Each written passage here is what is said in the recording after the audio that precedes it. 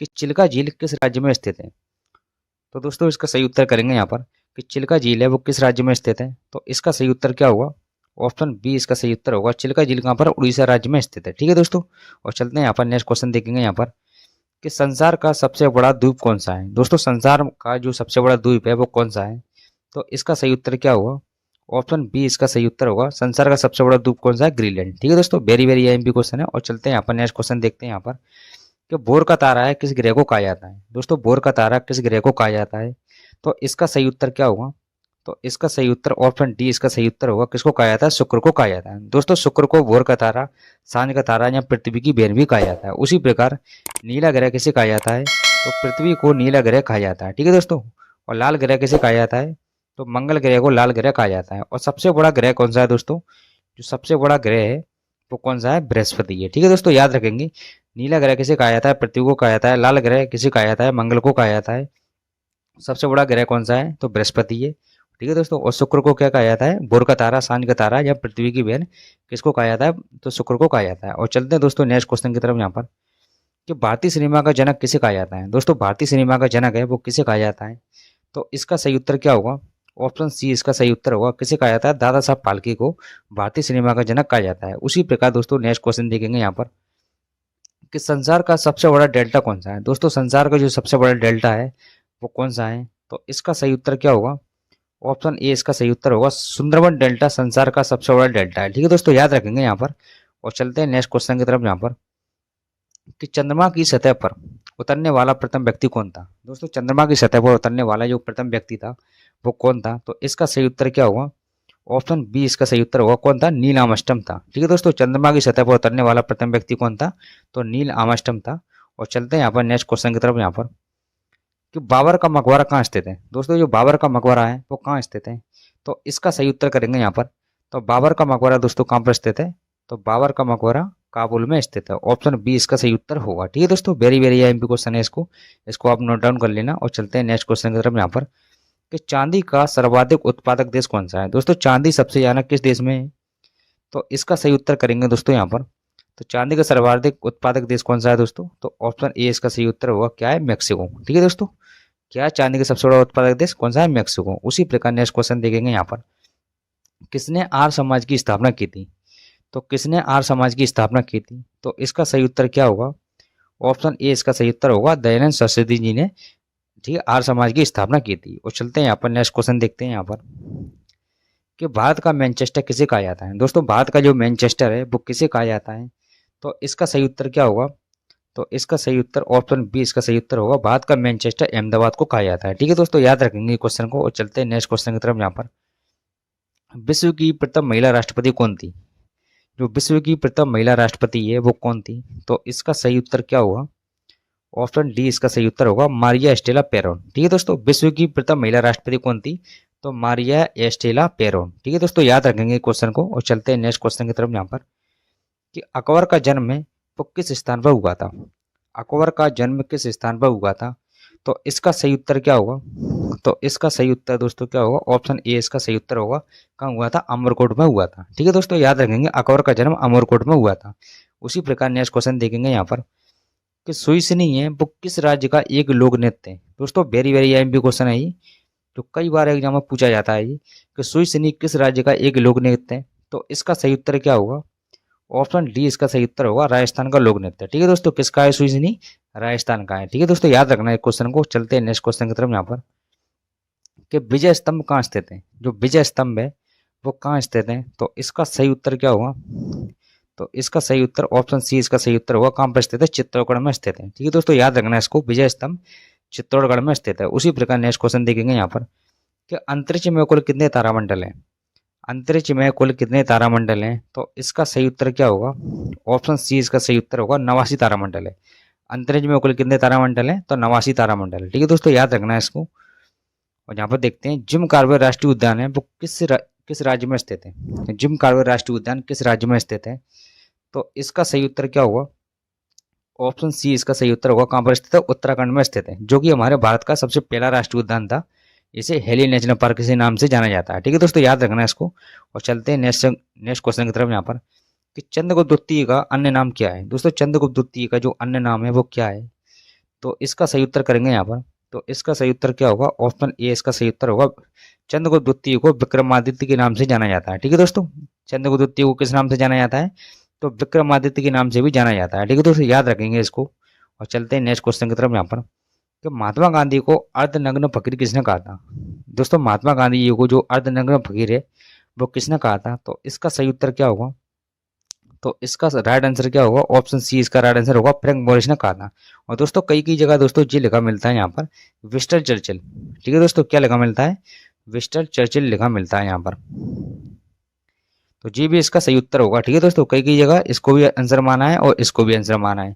वैसे दोस्तों loose and में फ्रैंक मोरिस लिखा हुआ है। ठीक है दोस्तों, तो इसको जाना आपको डिमांड देनी है। ठीक है दोस्तों, चलते हैं दोस्तों नेक्स्ट क्वेश्चन की तरफ यहाँ पर, कि भारत पर आक्रमण करने वाला प्रथम मुस्लिम शासक कौन था? दोस्तों भारत पर जो आक्रमण करने वाला प्रथम मुस्लिम शासक था वो कौन था? तो इसका सही उत्तर क्या होगा दोस्तों?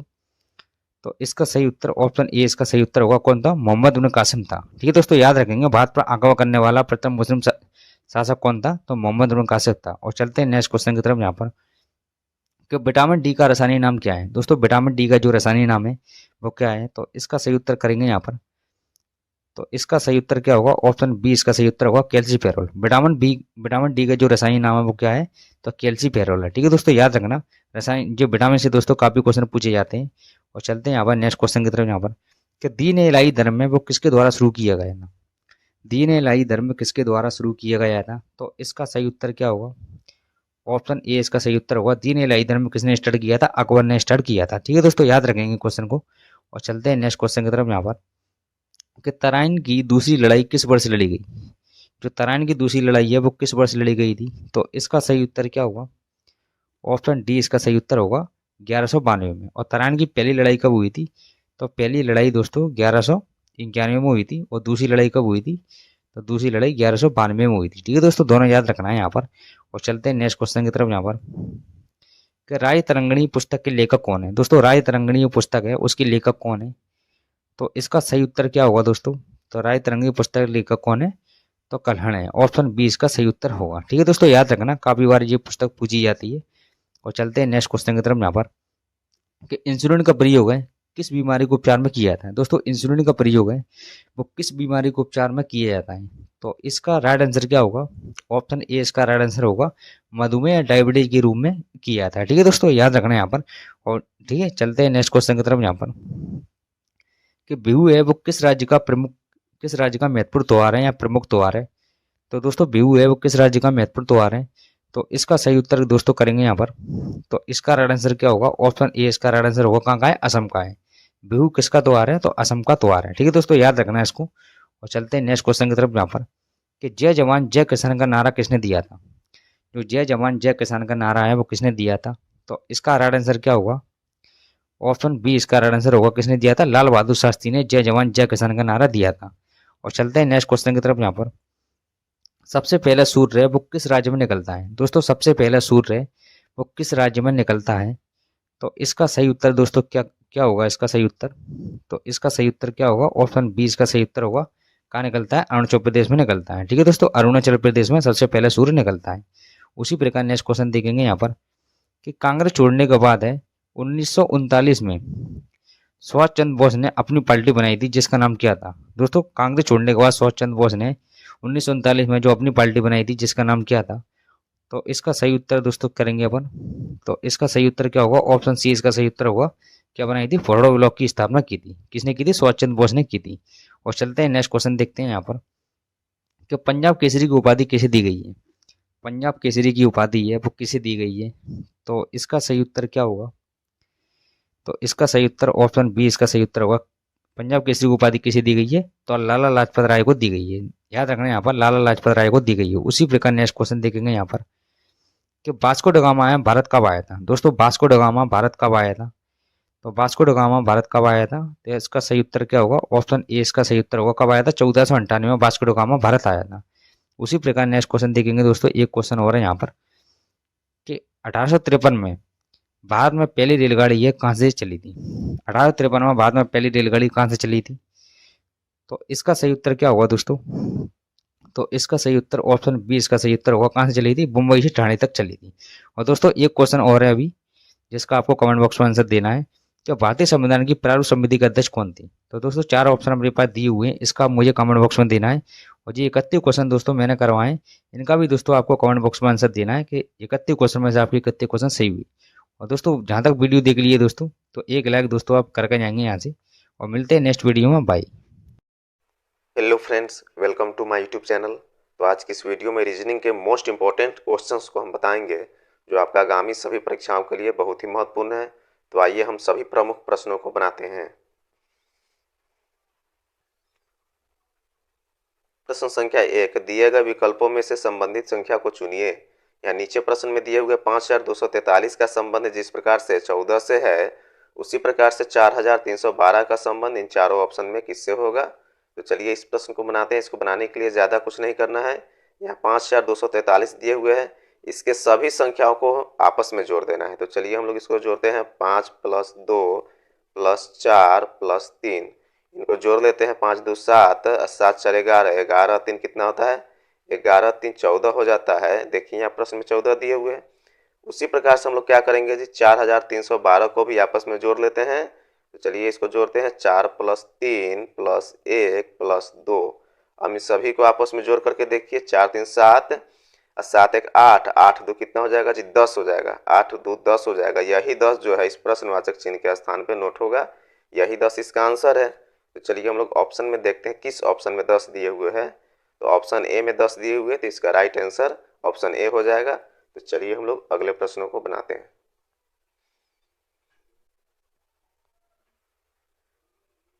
प्रश्न संख्या 2, एक अनुक्रम दिया गया है जिसमें से एक पद लुप्त है। दिए गए विकल्पों में से वह सही विकल्प चुनिए जो अनुक्रम को पूरा करे। यहाँ प्रश्न में दिए हुए जनवरी, उसके बाद दिए हुए यहाँ मार्च, फिर यहाँ दिए हुए मई और यहाँ दिए हुए प्रश्नवाचक चिन्ह। इसी प्रश्नवाचक चिन्ह के स्थान पर हम लोग को आंसर ज्ञात करना है। इस प्रश्न में भी ज़्यादा कुछ नहीं करना है। यहाँ जनवरी के बाद मार्च दिए हुए हैं, अगर इसमें हम लोग क्या कर देंगे जी, +2 कर देंगे तो मार्च आ जाएगा। जनवरी के बाद फरवरी और उसके बाद मार्च, यहाँ मार्च दिए हुए।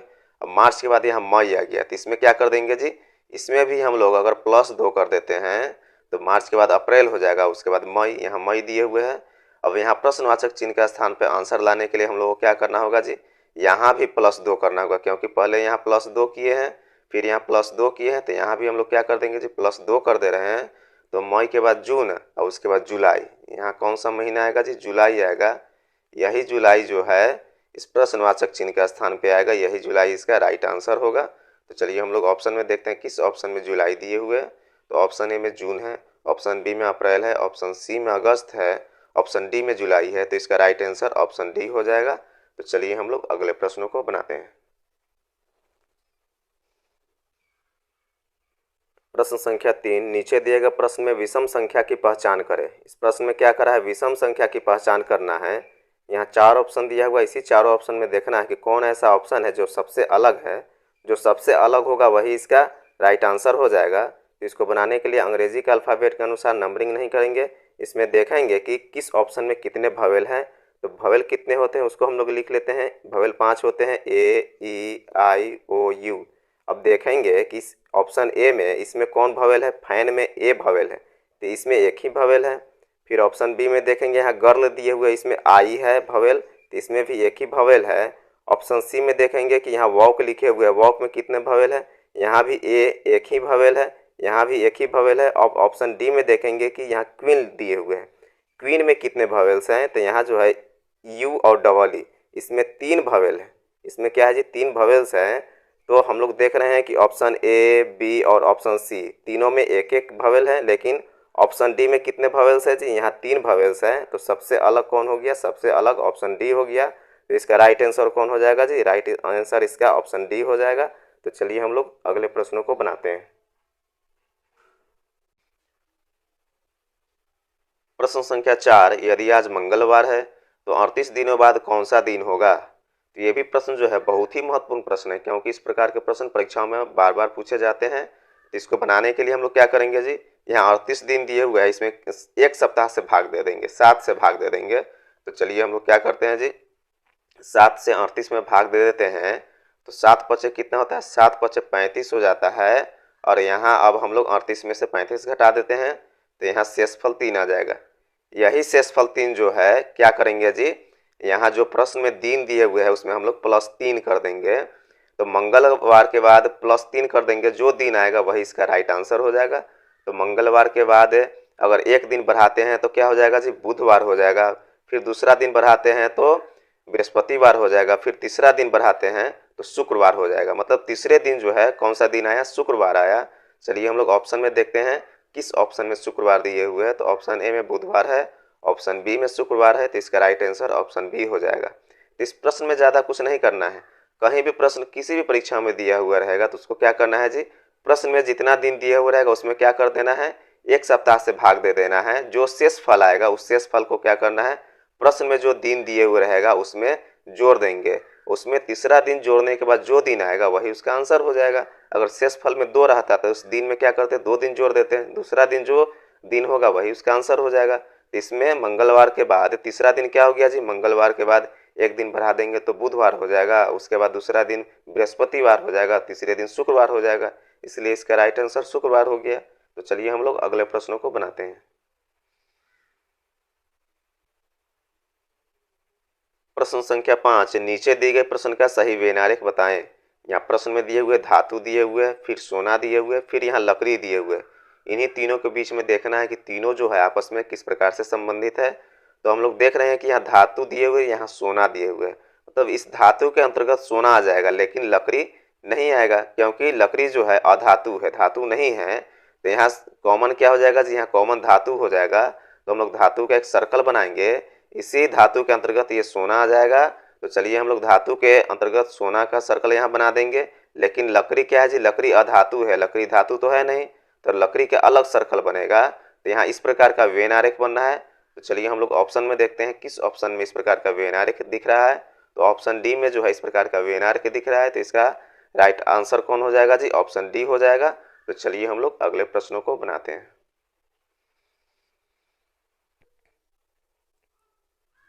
प्रश्न संख्या 6, दिए गए विकल्पों में से संबंधित अक्षर को चुनिए। यहाँ नीचे प्रश्न में दिए हुए है HNP का संबंध जिस प्रकार से JPR से है उसी प्रकार से QRS का संबंध इन चारों ऑप्शन में किससे होगा।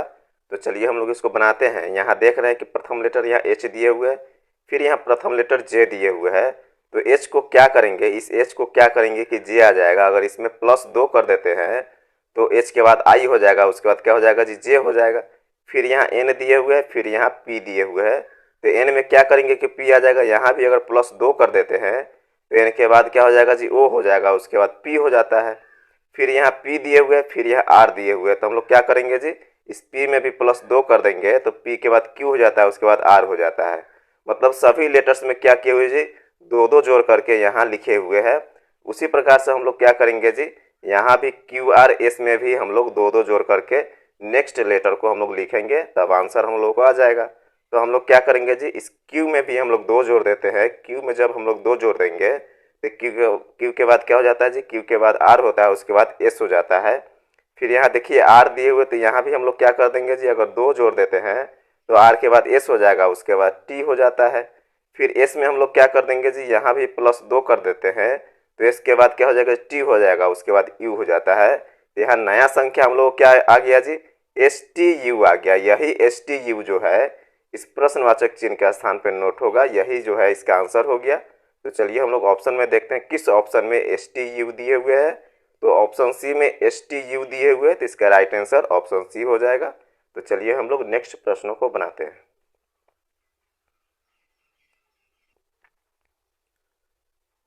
प्रश्न संख्या 7, दिए गए विकल्पों में से लुप्त संख्या ज्ञात कीजिए। यहाँ प्रश्न में क्या कर रहा है जी, लुप्त संख्या ज्ञात करना है, मिसिंग नंबर ज्ञात करना है। मिसिंग नंबर कहाँ पे है, इस प्रश्नवाचक चिन्ह के स्थान पर मिसिंग नंबर है। तो चलिए हम लोग इसको बनाते हैं। इसको बनाने के लिए हम लोग देखेंगे कि बड़ी संख्या कहाँ कहाँ दिए हुए हैं। यहाँ 25 बड़ी संख्या है, फिर यहाँ 40 बड़ी संख्या है। मतलब जिधर की तरफ बड़ी संख्या रहती है उधर की तरफ हम लोग क्या करते हैं, प्रश्न को बनाते हैं। मतलब इस प्रश्न को इधर से इधर की तरफ हम लोग बनाएंगे। तो यहाँ देखिए पहले 3 दिए हुए हैं, फिर 4 दिए हुए। इस 3 और 4 को कुछ करके यहाँ 25 लाए हुए हैं। तो 3 का हम लोग स्क्वायर कर देंगे और 4 का भी स्क्वायर कर देंगे। तो 3 का स्क्वायर कितना हो जाएगा, 3 का स्क्वायर 9 हो जाएगा, उसके बाद 4 का स्क्वायर 16 हो जाता है। अब इस 9 और 16 को आपस में जोड़ देते हैं तो 16 और 9 कितना हो जाएगा जी, 16 और 9 25 हो जाता है। यहाँ देखिए प्रश्न में 25 दिए हुए हैं।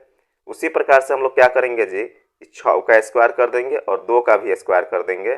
6 का स्क्वायर कितना हो जाएगा जी, 6 गुने 6 करेंगे तो 6 6 36 हो जाएगा।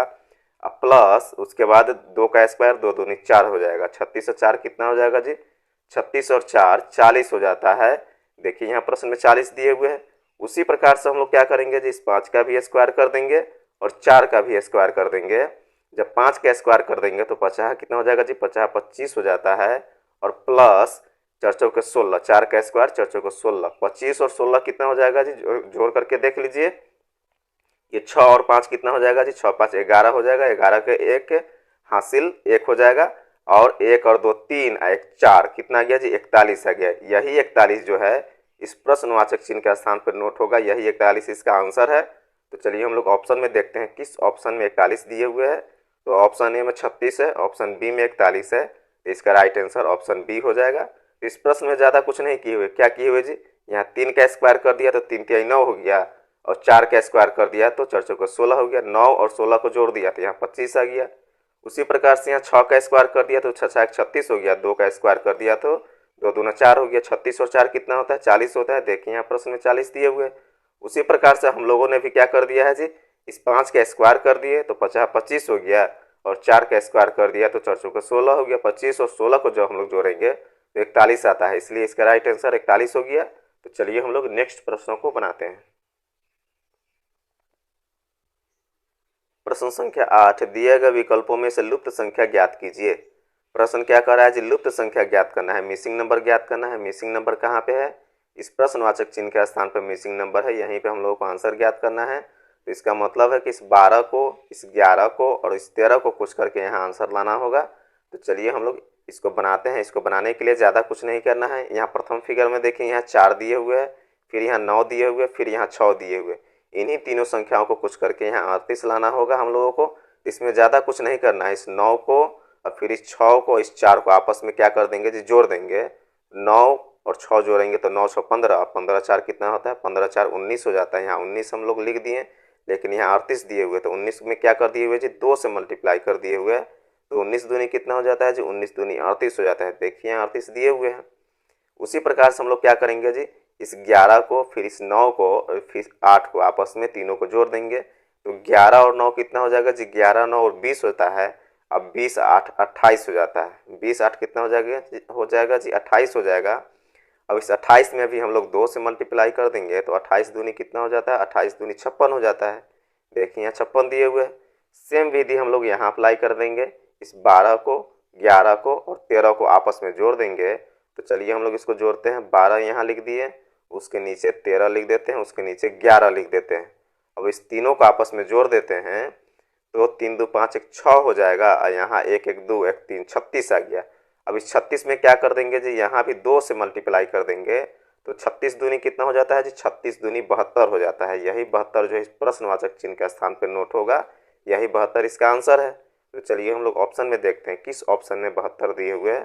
तो ऑप्शन ए में 80 है, ऑप्शन बी में 78 है, ऑप्शन सी में 72 है। तो इसका राइट आंसर ऑप्शन सी हो जाएगा। तो इस प्रश्न में ज़्यादा कुछ नहीं किए हुए। क्या किए हुए जी, इस 4 को, फिर इस 9 को, इस 6 को आपस में जोड़ दिया। सभी को क्या कर दिया जी, आपस में जोड़ दिया। तो 9 6, इस 9 को 6 को जोड़ेंगे तो 9 6 15, 15 4 19 हो जाता है। और 19 में क्या कर दिया जी, 2 से मल्टीप्लाई कर दिया तो 19 दूनी 38 होता है, इसलिए यहाँ 38 आ गया।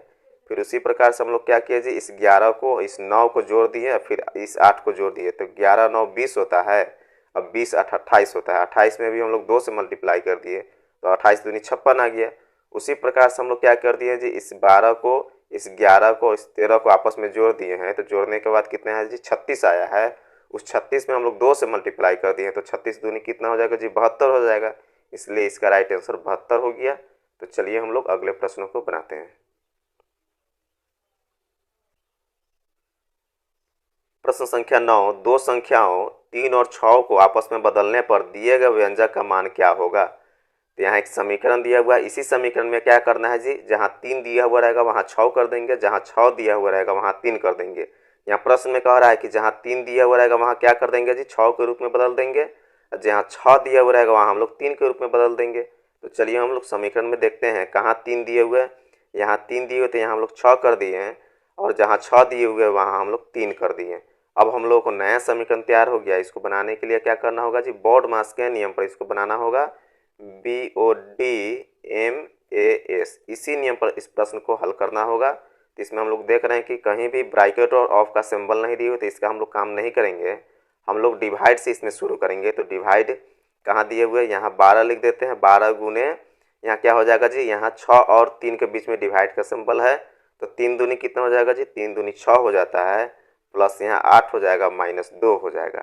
अब हम लोग क्या कर देंगे जी, डिवाइड के बाद मल्टीप्लाई का काम करेंगे, तो यहाँ 12 दूनी 24 हो जाएगा, 24 प्लस 8 माइनस 2। अब हम लोग क्या कर देंगे जी, अब हम लोग एडिशन का काम करेंगे, तो 24 और 8 को जब हम लोग जोड़ते हैं तो 24 8 32 हो जाता है, माइनस 2। अब लास्ट में हम लोग क्या कर देंगे जी, लास्ट में सब्ट्रैक्शन का काम कर देंगे। 32 में से 2 जब हम लोग माइनस करेंगे तो कितना आ जाएगा जी, 30 आ जाएगा। यही 30 जो है इसका क्या हो गया जी, राइट आंसर हो गया। तो चलिए हम लोग ऑप्शन में देखते हैं किस ऑप्शन में 30 दिए हुए हैं। तो ऑप्शन ए में 25 है, ऑप्शन बी में 12 है, ऑप्शन सी में 30 है, तो इसका राइट आंसर ऑप्शन सी हो गया। तो चलिए हम लोग अगले प्रश्नों को बनाते हैं।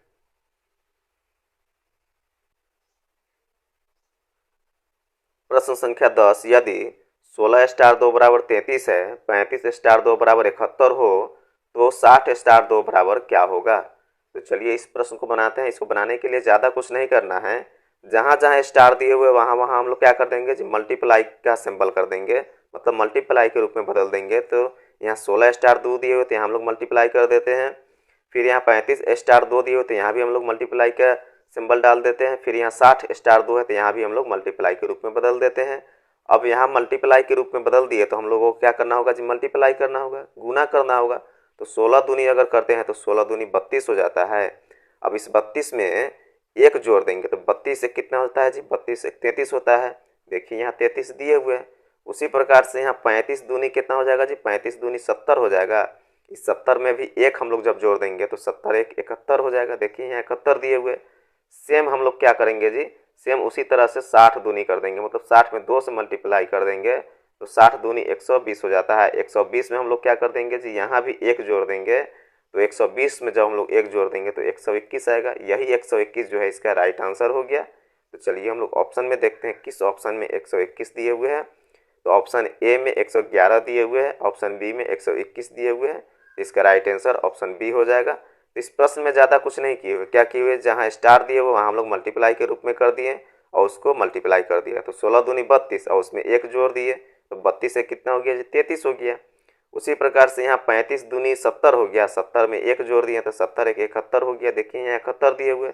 सेम विधि हम लोग यहाँ अप्लाई कर दिए हैं, 60 गुने 2 कर दिए हैं तो कितना हो जाएगा जी, 120 हो जाएगा। इस 120 में भी हम लोग एक जोड़ दिए हैं, क्योंकि यहाँ पहले एक जोड़े हैं फिर यहाँ एक जोड़े हैं तो यहाँ भी एक जोड़ना होगा। तो 120 में जब हम लोग एक जोड़े तो कितना आ गया जी, 121 आ गया। यही 121 जो है इसका राइट आंसर हो गया। तो इस वीडियो में जो भी हम प्रश्न डालते हैं सभी प्रश्न परीक्षाओं से संबंधित प्रश्न डालते हैं, कोई भी प्रश्न आउट ऑफ प्रश्न नहीं डालते हैं। तो आप लोग एक एक करके सभी प्रश्नों को जरूर देखिएगा, एक भी प्रश्नों को मिस नहीं कीजिएगा। अगर आप लोगों को ये वीडियो पसंद आया तो एक लाइक और सब्सक्राइब जरूर कर दें।